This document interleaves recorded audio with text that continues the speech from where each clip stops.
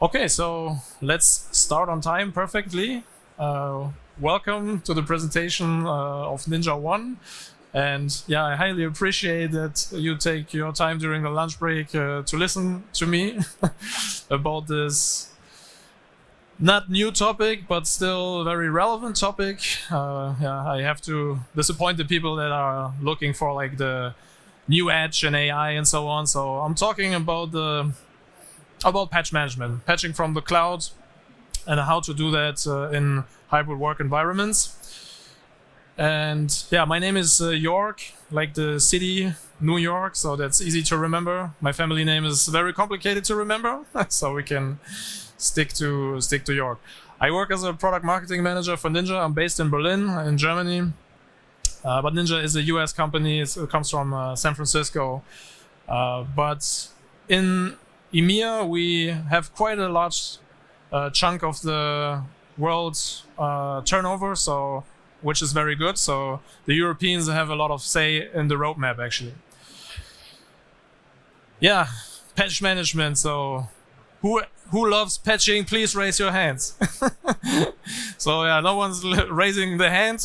Maybe it's just because you're too lazy to raise your hands, or maybe it's because patching, yeah, it's a bit tedious. It's a bit of a pain, you know. And that's also, we do much more than patching actually in Ninja, but I decided to talk about patching because I think it's the most relevant for cybersecurity trade show from our core capabilities, and it still remains an important topic. And yeah, when we look at the agenda, so I will start with a security breach, kind of to get into the topic. It comes from Germany, so I beg your pardon that I take a German example. Then I want to talk about some of the common challenges that we see a lot. So we Ninja, we work a lot with the mid-market. So let's say 250 to 10,000 endpoints. That's a large chunk of the companies that we work with. I mean, so it's not enterprise as such, but we also work with companies that have thousands of endpoints. We're gonna have a look at the patching cycle, life cycle, best practices. And I think the last part that's interesting for people that do patching in their day-to-day job, I'm going to talk a bit about the comparison with Intune and how a solution like Ninja or in general, in general, other solutions can be interesting or even necessary when we look at Intune. Yeah, so what is my example case? It's a German MSP that worked for local municipalities in Western Germany. And there was a security breach end of last year. It was very big in German media, but obviously it's a general topic, I think, in all over Europe because of NIS2 and everything, you know. So this is definitely a NIS2 entity that was hacked here. And yeah, they got their systems encrypted on October 30 last year. And then there were some investigations and so on. And the IT forensics found out that what had happened, the ransomware group Akira, they broke into the system on October 18, so 12 days before the encryption, and they exploited a vulnerability. And so it was a Cisco ASA appliance vulnerability. I put the CVE number here. And when was this vulnerability published? On September 6th, that same year. So from September 6th to October 18, 42 days. So that was the span that we're looking at. And the attack was quite impactful, actually, because it's an MSP that works with all these local municipalities, and they didn't pay the ransom. And obviously then a lot of services like marriages, car insurances and all that stuff was interrupted. So quite painful and quite a big damage. And actually it's quite interesting when I was reading about this incident. So last year, when we look at the mean time to exploit, it was 44 days in 2023. So like this German case SIT was exactly on the spot, the average when it comes to mean time to exploit. So this number actually comes from an investigation that was done by Qualys. It's also an important player in this vulnerability management space. And what is important about this figure also is that it's really much stretched out by vulnerabilities that are only exploited months after the publication, But the authors of this investigation, they also point out that a lot, 25% of the time, like the threat actors, they will scan for vulnerabilities on the same day. So this is the urgency, and I think I don't tell you any new information here, but I think it's still very important to always make yourself aware about this. And then when we look at the defense side, there was a very large, this is 2 years ago, a very large survey done by ServiceNow with IT managers, system administrators, and so on. And 57% of the respondents said that actually the security breaches that they had could have been prevented with vulnerability management, with patch management. So that's a very significant number in my opinion. And then in that same survey, 74% said that they cannot keep up with the pace of the patch management, so they just don't think they can patch fast enough.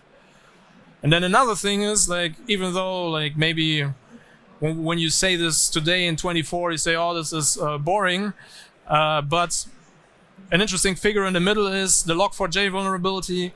Probably you guys have heard about this. It's a very notorious vulnerability with remote code execution and everything. And at the end of 23, there was this research done, and 38% of the organizations still did not deploy this vulnerability. Although it's one of the most known in general in this when we talk about this topic. So I think this is quite concerning, and it's pretty crazy. And yeah, when we look at the general trend, it's upward. The numbers of vulnerabilities are increasing between 2019 and 2023, almost doubled. The speed has accelerated also since 21 because of geopolitical tensions, professionalization of the actors, and so on. So what are some of the challenges that we come across very often? Also, we as a company, when we talk to companies about patching and so on, it's obviously the first big topic is, it's an ongoing topic since the pandemic, obviously, is hybrid work models that have become widespread and so on. So home office, bring your own device, and the shadow IT, etc., that goes with it. I think that's clear for everyone. Still, the process of moving to the cloud is still slow, and still we talk to many people that are not fully cloud. They're still have SCCM, WSAS, maybe they still work with WSAS, and then they have parts of their environment in Intune or in some cloud solution and so on. So the transition can be quite painful, and it's not over for many companies out there. And this is also, depending on the size, SCCM can be a bit of a pain. It can be a bit over complex, and I hear this very often when I have conversations.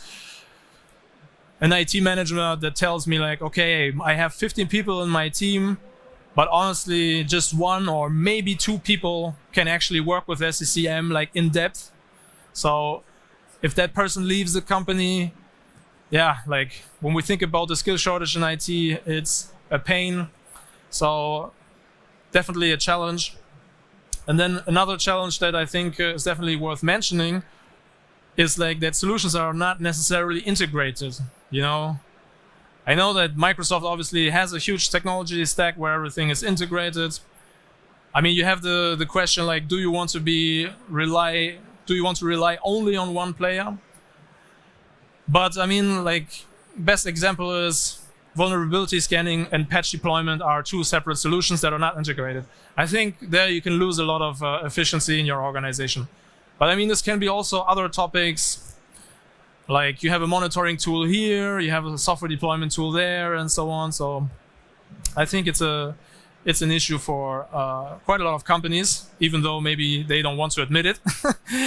Performance issues are also something that I hear quite a lot. If you work like more, you come from a network-centric world, and then you're like have this half transition to like the clouds, and then you very often you have like failed patches and so on, and you need to like manually like go onto the device, do some investigation and so on. It can be painful, and it can be time consuming. And then last but not least, like NIS2 obviously also, I mean, it doesn't concern everyone, but like the pressure from the regulator is increasing, and patch management is like staying on the agenda, obviously, from that perspective as well. And now just to have a quick look at the patching lifecycle, one thing that I would like to state in the beginning is that, I mean, obviously, like patching is part of vulnerability management, it's part of security. And now actually I see also a trend that like the patching is more and more done by the security team itself, instead of like having two departments dealing with it. Although that is also still very common. You know, you have like IT operations and you have like cybersecurity. They do the vulnerability scanning, and then the IT operations does the deployment. But there are also other interests. Obviously, patching is about bug fixes. Patching is about new features, of like improving the user experience and so on. And all that needs to be balanced, obviously, and that needs to be taken into account when we look at the patching lifecycle. So at the very beginning, like the discovery of the IT assets is really like the foundation. So if you don't have that, obviously, if you don't have a good overview here, that's a problem. Then device segmentation. The larger the organization is, the more important it is to actually have a solid device segmentation.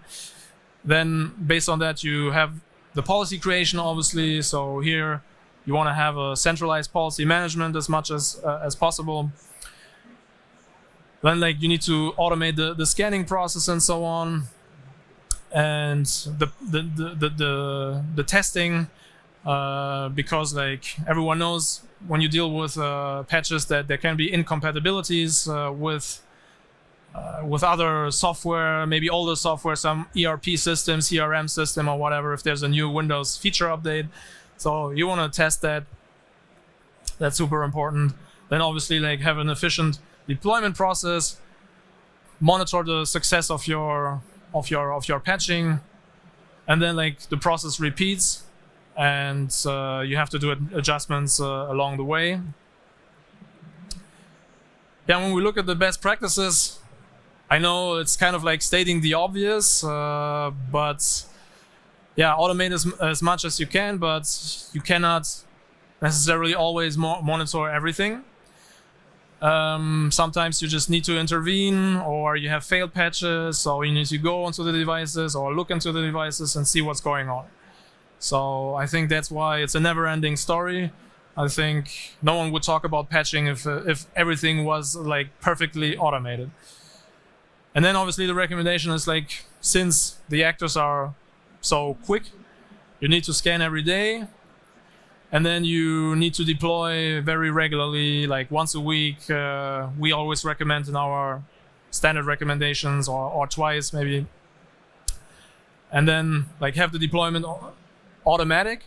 And then obviously, and this comes to the topic that I already touched upon, like obviously the critical updates need to be prioritized. But here you need like a seamless process. Okay, you need the categorization, you need to follow the CVSS scores and put them into categories, and take these critical updates out of your regular patching policy, and try to automate this while keeping the patching process untouched for the regular stuff, right? So here again, this is the issue with vulnerability scanning and deployment, maybe in different solutions. Yeah, then the testing groups, obviously, they need to be a good representation of your reality in your organization, especially if you're having Mac and Linux as well. And yeah, then obviously, again, the silos. So if the solutions are not integrated, this can lead to efficiency losses. And just recently, I I talked to a person on a trade show actually also, and was 10,000 employee company, and they had just that situation. So they had a cybersecurity team. So I was talking to him about Ninja, and he said like, yeah, I already have a vulnerability scanner. And it's like, yeah, but how do you deploy the patches? Yeah, this is another team that deploys the patches. It's not my job. So then I think like, okay, to me, I think it could be more efficient probably if, yeah, the vulnerability scanning and then this is all integrated. And then at the end, of course, like set your patching up in a way that you minimize like interruptions and that you don't disturb the employees, and that you don't have any impact on the productivity of the people. And I always like to think about our like chief revenue officer, and I imagine him in the end of month global sales call, and then like a scheduled feature update is deployed, and he's like thrown out of the call for 10 minutes. I think he would be quite unhappy about that, but this is just a side note. Yeah, now kind of like I would like to put this a bit into and just share some thoughts about Intune in that respect. So obviously there has been a lot of progress, a lot of organizations are moving to the cloud and so on, but Microsoft is still using there's still the configuration manager, there's Intune, so there's like this co-management, right? Quite common. And obviously there's Microsoft 365 now, and when I talk to people, they might tell me like, okay, Jörg, that's a wonderful solution, but I am Microsoft 365, I have an E3 license, I have Intune, so why would I bother to look at other solutions? And there are actually a couple of reasons for that. It's kind of interesting how many people here are using Intune. Yeah, a lot of people. Yeah, I mean it's normal. Like Microsoft is a dominant player in that sense. Yeah, but like my point that I want to make now is that other solutions like Ninja can be either an interesting extension to Intune, could technically also replace, it depends a bit on the size of the organization and on the individual case. And so there are a couple of reasons why there is an interesting extension like this, better together we can call it. So I think one of the major shortcomings of Intune is the real-time execution. I think everyone that has worked with Intune, like in a day-to-day role, has experienced this. Like you run an remediation script, maybe you run an action, but you don't really know if it's like executed like now or in 6 hours or tomorrow. So there is a bit of a lack of transparency sometimes on that end.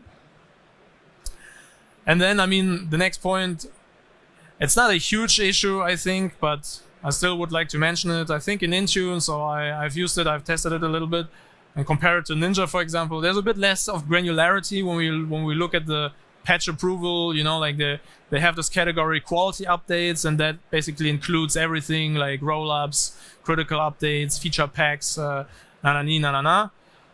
In Ninja, for example, like you have more granularity, you can like approve or reject based on more categories. And then the next point, I think this is probably like one of the more important points, is like Intune, like you have an organization, you have 1,000 endpoints or 2,000 or 5,000 or whatever, and you have like a deployment ring on 500 devices, and then you will have 10 errors, right? Or 50 errors or whatever, it depends. But there will be always some errors. So, and then you need to go onto these devices and you need to figure out what's the issue. And then basically like in Intune, you're quite limited actually. Like Intune, like there's no remote access by default. For example, in Ninja, there's a remote access by default, or in other tools like Ninja, like I'm not talking only about Ninja, I'm talking in general also. There are no like remote remediation capabilities such as like remote CMD, remote PowerShell, remote registry. Like a lot of issues, they're somehow related to the registry, so you might need to tweak around the registry to fix an issue. So you cannot do this in Intune, so like Intune will tell you, but then you need to fix it some other way. And I think here, like a tool like Ninja can definitely add a lot of value. And then obviously like Intune or Microsoft is a huge player. I don't know. They obviously have some add-ons. They have the remote help add-on. But the remote help add-on alone costs more than the entire Ninja platform. So when we talk about like of a cost-benefit analysis, it's also worthwhile like looking at other solutions for that reason. Then there's another add-on, let's say advanced analytics. Great, it uses AI.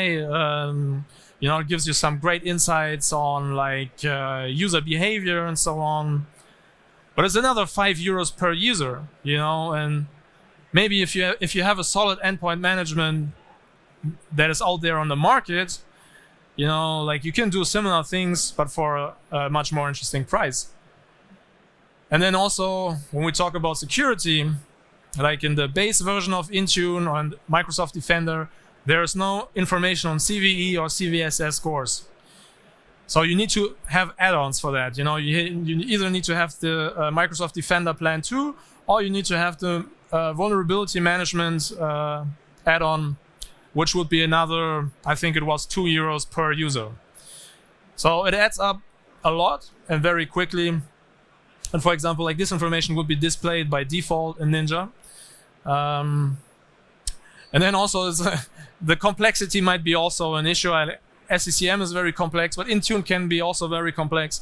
And like even when we talk about all these licenses, actually, I think you really have to sit down for at least, let's say, 30 minutes or 1 hour and like to make sense of all these licenses that you have to add or not add, or what is included in that bundle or in that bundle. I think that can be quite of a headache. Another point is operating systems. Intune is great on Mac and Windows, but it's quite limited on Linux. So if you have Linux devices, another endpoint management tool that's maybe a bit stronger on Linux can be interesting. And then also, I think that's a big one for the mid-market is server patching.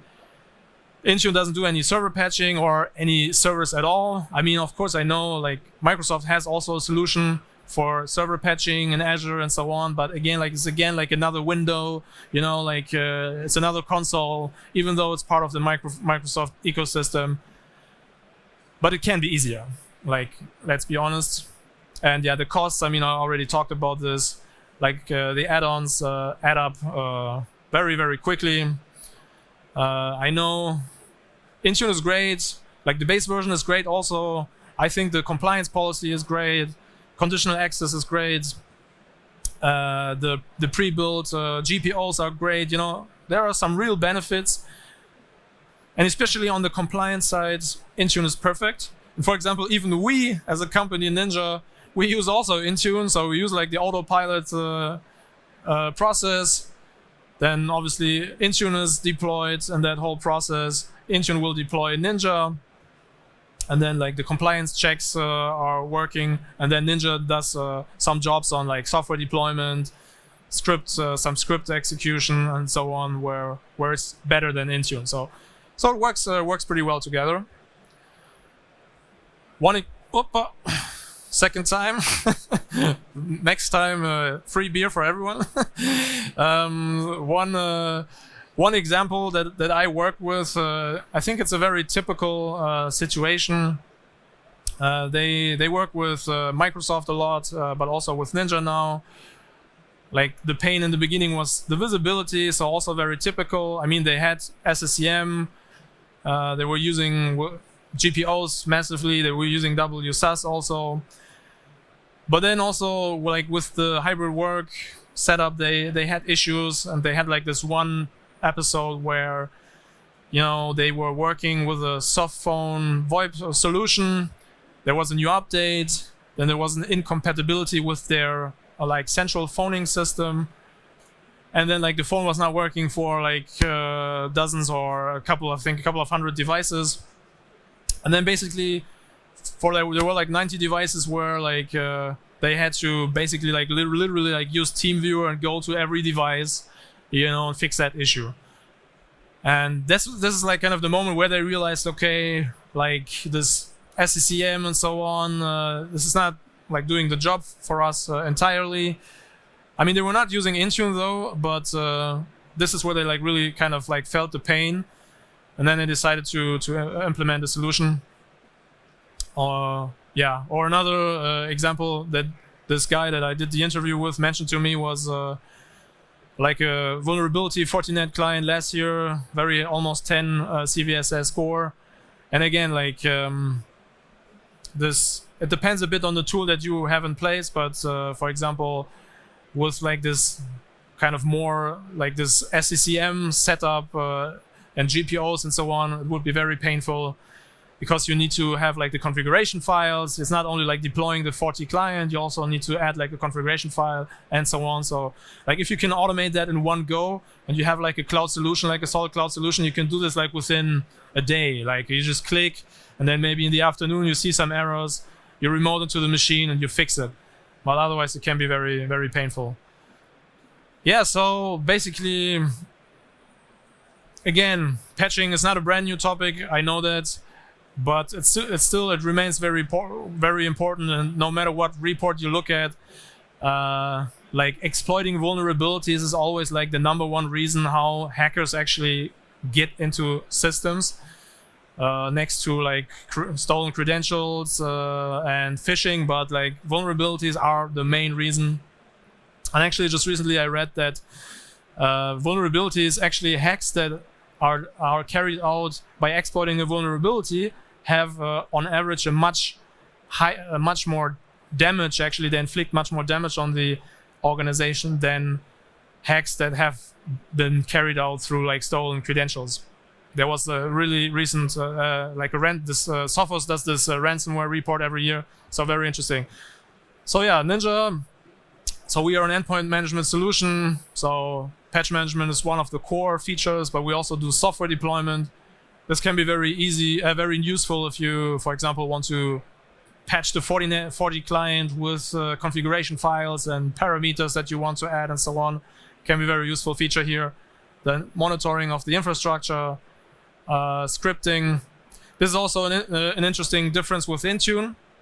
In Intune, there's no script editor, so you just have like this mask. You upload the script, then you have this mask, and then you have to like add the script. But if you want to change something, basically you have to like go somewhere else, like re-upload the script. So also something where Ninja can add value.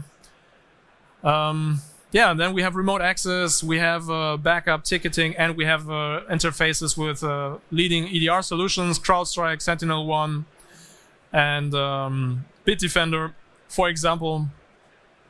So yeah, I think I'm done for now. So maybe you have one question, one or two, or if you're interested to have a look, we are just right there. So I don't need to tell you any booth number here, because we're like literally, you walk out and we're just in front. And yeah, so we can analyze your case. I'll be happy if you have Intune. You know, we can look a bit at your technology stack and brainstorm a little bit.